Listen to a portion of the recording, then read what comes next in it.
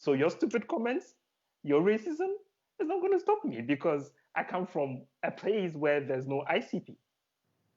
So if I'm lucky to be here, I'm not going to let your sentiment about my skin color, about where I come from, my accent, distract me. So I go to school, finish school, go home, go learn, and I took 32 courses.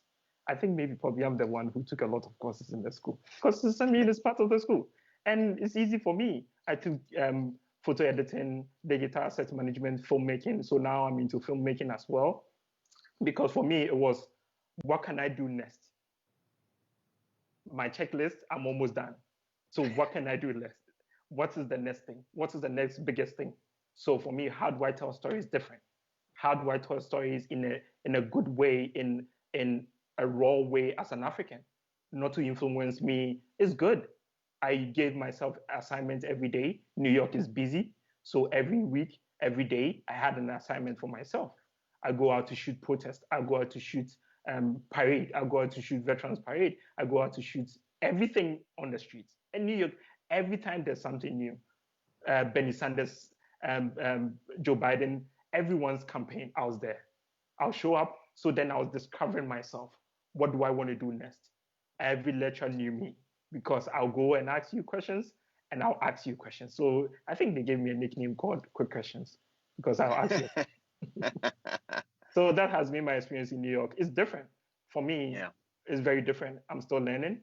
I'm not perfect. I don't know everything about black, white. I hate to talk about that. I don't believe human beings should be divided based on their skin color. So I hardly try to talk about it. But then it's what it is. And I've experienced so much racism, which is not funny.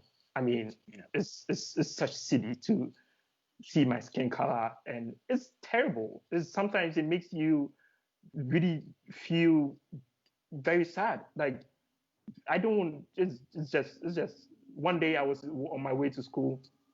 A lady gave me $1 to go buy food on the subway. I'm like, why are you giving me $1 to go buy food? I didn't tell you I'm hungry. Why are you doing that? And underneath it, I understood. Oh, she thought I'm poor. Oh, okay. I don't care. I'll go ahead and do why I came here, and one day I'll go back home. Well, again, how you speak about it so frankly, honestly, is just I appreciate the directness and the honesty, and it also breaks my heart and simultaneously inspires the hell out of me to hear how driven you are. And I think you heaped a lot of praise onto Brandon. He's to both of us, he's a dear friend and one of our favorite people on the planet. It's how we know one another. And yet, I think you disproportionately just be careful because you are the reason that you're here. And the people who are, I'm seeing the comments again chiming in from all over the world, just giving you mad respect for the journey that you've been on, and also for sharing your story and telling it in a really heartfelt and honest way. I think that's part of what people who've been watching this show for a long time, they want to hear that. And so thanks for giving us the unfiltered truth behind your journey. And I think there's a difference between sort of hustle and grind and all of those those attributes, or the verbs that we throw at this mentality of chasing what you want. But I just want to circle back on the thing that you've said now a number of times, which is just clarity, clarity of what it is. You said your checklist, you have goals that you look at every day, and you're checking them off one by one. And it's in that clarity that you're able to be driven and to be able to play through the struggle and the hardship. As a gut check here, are there times when that's harder than others? And do you ever get frustrated or to the point of wanting to give up or quit, and how do you manage that? In a sense, this is a question about your mindset. Yeah, sure. Yes, behind every scene, there's moments where you get sad. There's moments where you feel because, like, look, I had my plan laid out after school, find an internship, newsroom internship, find a good place to be, and COVID-19 happened. Well, I cried or wake up and keep on complaining? No, yeah, sometimes I feel depressed about it. That why this time when I'm in US? Why this time? But what can I do? I have to be positive to go ahead. Sometimes I read a lot. I read 60 books a year. I divide my time and my energy very carefully so that I can read these books. So when I'm sad, I miss home right now.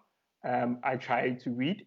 I try to find comfort in the people around me and to gear towards ahead because right now I just got my work permit to stay in US and I have to survive. So I won't lie about it. I'm looking for a job, to survive because you cannot.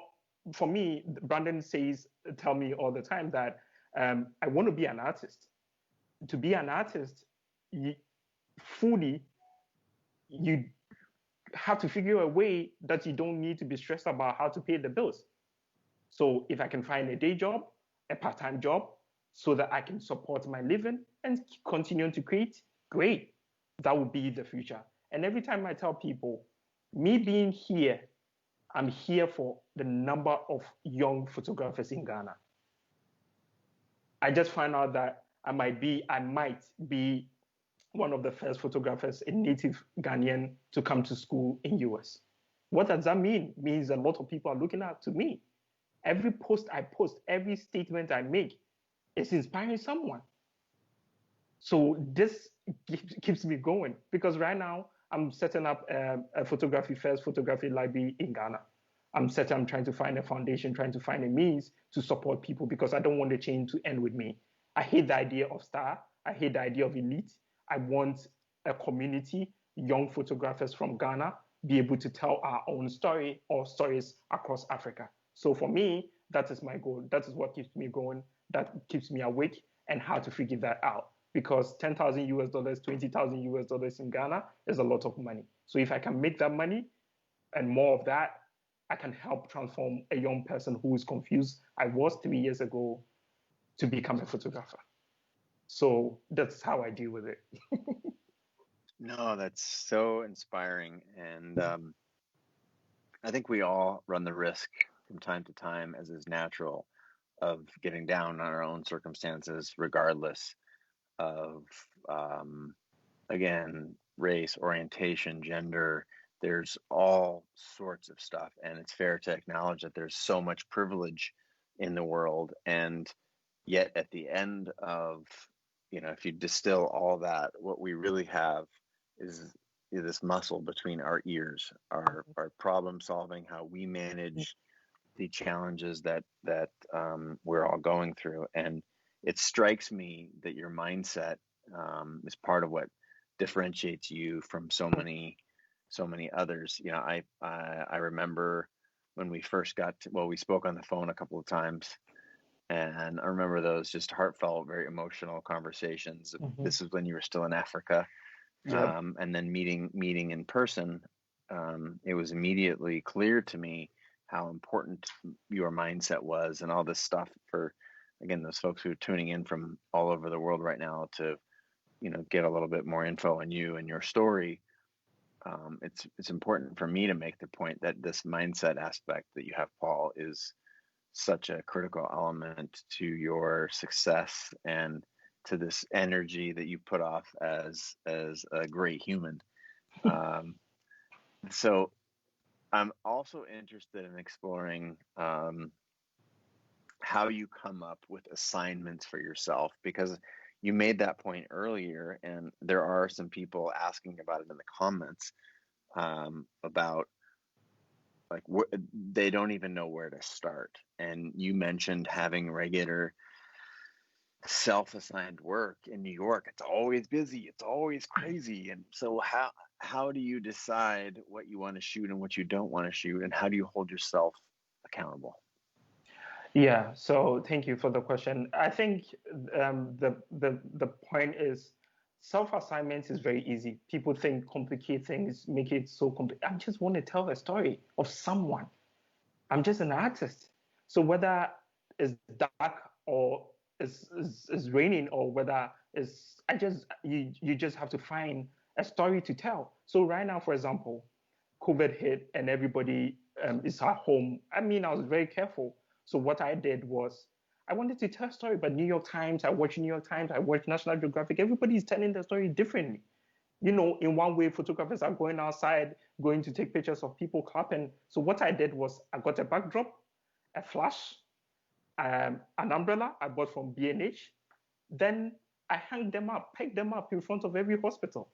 And I'm like, hey, I'm Paul, a student of blah, blah, blah. Do you want me to take a portrait of you? I'm doing a story called What Was Your Experience? What Did You See? Frontline workers. And people started coming in one after the other. Guess what? At the end of the day, I got 162 people. But the other downside is that I got rejected more than 300 times. 300 rejections. Yes. And look, the same thing happened. I'm in front of the hospital and I send a text message to Brandon and say, hey, I look very stupid. I'm out here emotionally tired. People are just rejecting me for no reason. I'm just making pictures of people. You see, that's the other downside of it. And then I'm like, oh, and Brandon is like, you have to go out there again and again and again for you to be emotionally beaten down that you don't feel it again. So every time there's something, then I moved on quickly to protest. And protest, people were taking pictures of Black Lives Matter everywhere. So, okay, fine. Everybody's doing that. How will I be different? So I started narrowing it down to frontline workers protesting for Black Lives Matter. That was my angle. That was my story. And nobody did that. Everybody was shooting and spraying. Every protest you show up, I will have to reserve my energy, my time, and my resources and find that story nobody's paying attention to. That small story. So when hospital workers, frontline workers were protesting, I show up because that's my interest. That is what I want. I mean, I cannot cover the whole of New York, all the 5 boroughs to go every protest, every weekend, every day. No, it's not like I'm not interested in that. It's not like I don't want to document history. But then even that, I'm scared of what will happen. So then let me focus on the small story and then start doing that. So finding stories is one after the other. It's little by little. Look for the stories behind your back door. How even your parents are reacting to COVID. That's so true. There are stories. The way I like to think about it is if there's 50 pictures within 50 feet of where you're standing right now, there's equally 50 stories, and you're finding the story in the sea of humanity. If you're again a documentary photographer, like what piques your curiosity. I want to go back to the rejection in case people weren't paying attention. So, talk to me about the various reasons that you got rejected, what it felt like, and how you managed that. So it felt bad. I felt really bad. I was like, sometimes people was like, I'm trying to do a good story. You have a genuine interest, a genuine motive, but then maybe the person is not interested to his pictures to be taken. It's fine. Deal with that. Move on. The next day, show up again. Not everybody want their pictures to be taken. Not everybody want to talk. So yes, I felt really bad. And then the train was not running at some point, so I had to pay for Uber. Think about it. I paid $50 from Brooklyn to come to Midtown, hang my backdrop on scaffolds in front of the hospital. I didn't have a stand. Then people reject you. Think about it. And I was the only person. And it's by the street. Only person. Think about it. It's like, just imagine it. Only person on the street. And I'm in front of the emergency hospital and seeing bodies coming in and out and trying to make pictures out of that. And everybody might be different. So yeah, the rejection was bad. but it wasn't personal. I didn't want to take it personal. I knew why I was there, and then I knew what I wanted. So sometimes it's terrible. Like it's it's bad. I'm human. But then if you know where you're going, if you know what you want, keep going. I never dreamed that 3 years, 4 years down the line, I'll be on Chase Jarvis podcast. I never dreamed I'll be in New York today. I never dreamed I will be where I am today. And I started photography 3 years ago, just 3 years ago. So remember all the bad pictures I took in my first year to get to where I am today. So finding personal projects is up to you. It's very easy. Just find one after the other. And I keep telling people, my friends and everybody, like if you need any help, if you just send me a message. I will try to look through your work. I'll try to help you based on my knowledge from ICP and true experience as well.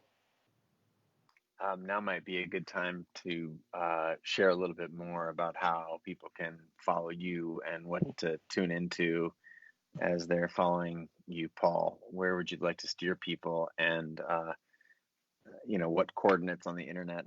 Where do you want to send people?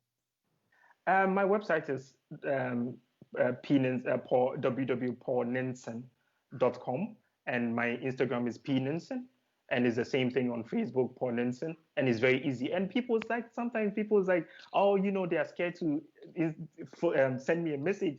But funny enough, I reply every single message from when I had 2,000 followers to now that I have almost combined of 82,000 followers.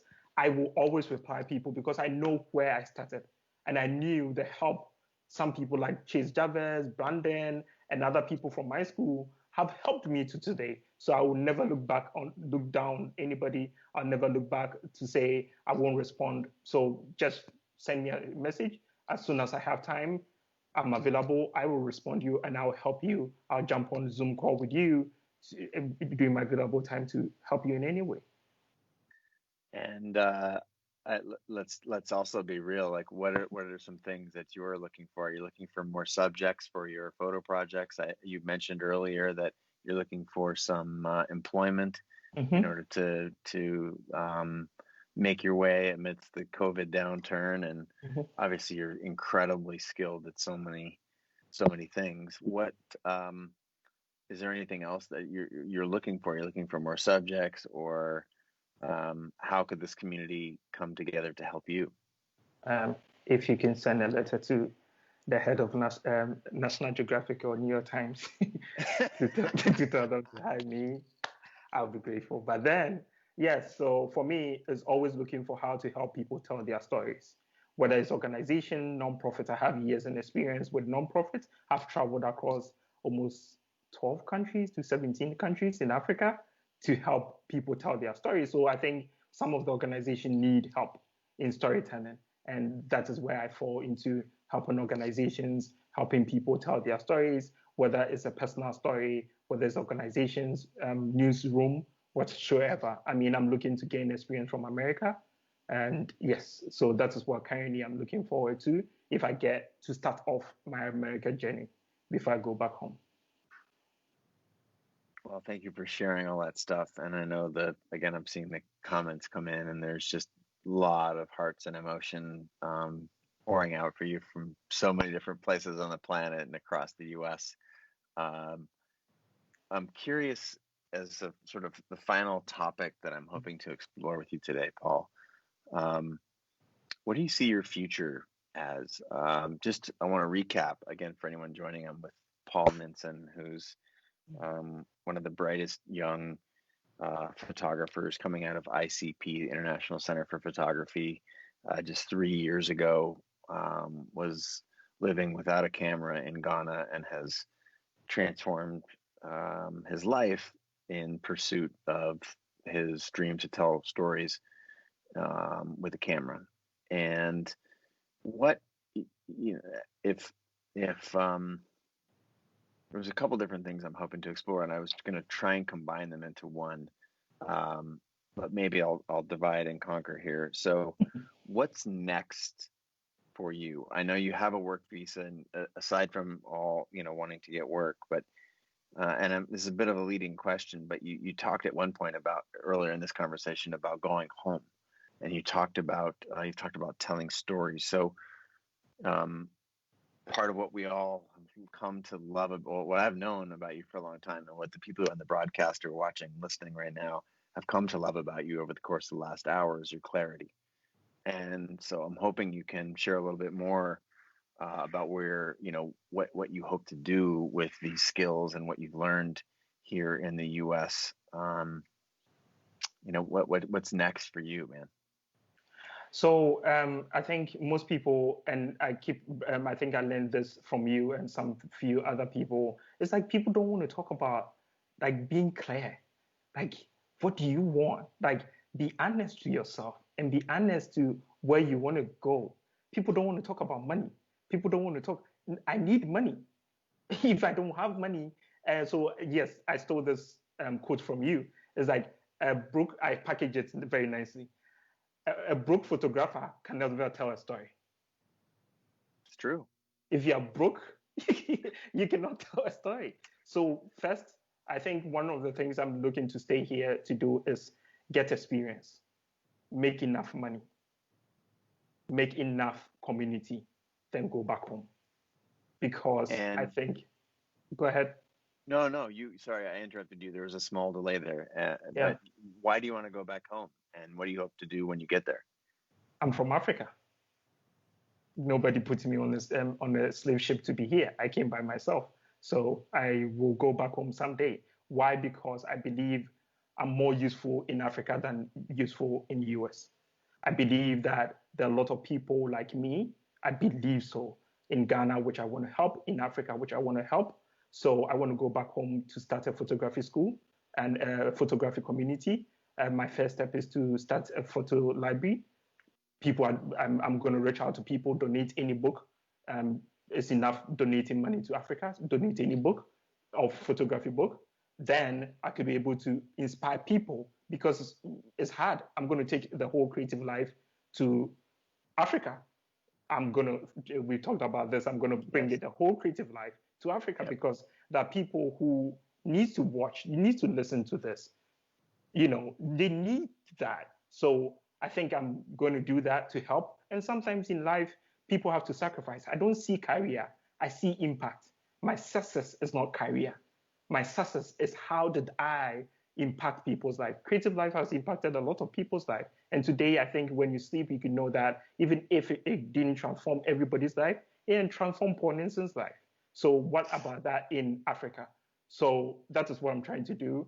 I'm going to badge you. I'm going to talk to you more about it. I'm going to constantly worry you to bring your contribution and your help to Africa. And I'm going to take you to Africa someday, you, Brandon, and all the creative live community to go see what is there and how best we can. And I see a lot of opportunities in Africa. For me, I don't like to complain. I hate complaining. I'm a problem solver. I want to solve problems. I want to help people. So that is my clarity and what I want to do. Well, I've already committed my time and energy to your mission, my friend, Yeah. and of course, Creative Live. Whatever we can do through the vehicle of you, Paul Nenson, um, to reach more people in Africa. We're committed to that, and I'm excited to hear a little bit more. Maybe we'll have something more to share here in the not too distant future with some of the folks who are watching and listening. And so, Africa, keep your eyes out. Here we come. Paul, I want to thank you so much for sharing your story, for being vulnerable and willing to help us see things we maybe didn't see before, and for sharing your story Thank you. of being a guy with a phone. I can't even say a guy with a camera. You were a guy with a phone 3 years ago. And your story has touched so many, again, folks coming in. I've seen, if not all 50 states, it certainly looked like a representation of all 50 states from around the country and so many different countries. I have no idea what time it is in Auckland, New Zealand right now, but they're glued to the screen and your story. Want to give a shout out, of course, to our mutual friend Brandon for connecting us a couple of years ago, and thank you for being on the show and sharing this sort of full circle, which is something, again, that was a direct request from this community. And just know that we're here to support. And if you can help Paul out in any way, you know how to get him. He's P. Ninson, P like the letter, like Paul, and Ninson, P. Ninson on Instagram. And his website's paulninson.com. Is that right? paulninson.com? Yep. Yes. Incredibly talented. And just thank you so much for being on the show, bud. Thank you, Chase. You're an inspiration to so many, and of course to me. Much respect, my man. Thank you, Chase. Thank you so much. I think it's an honor to be on this show. It's always important to be honest, to be transparent, because people are watching us. People, if you the Lord gives you that responsibility, you have to be transparent. And I keep on telling everybody I meet, this is who I am. This is what I advise you. And if you want to listen to my story, I will always be honest with what it is. So thank you so much for giving me this platform. It's just amazing. I will always find the time to come to Seattle. You don't have to. I'm in New York enough, and I'll always meet you. I've got fond memories of the last time we were together before the pandemic hit, and I look forward to getting together again as soon as it's safe to be together. But so thanks again.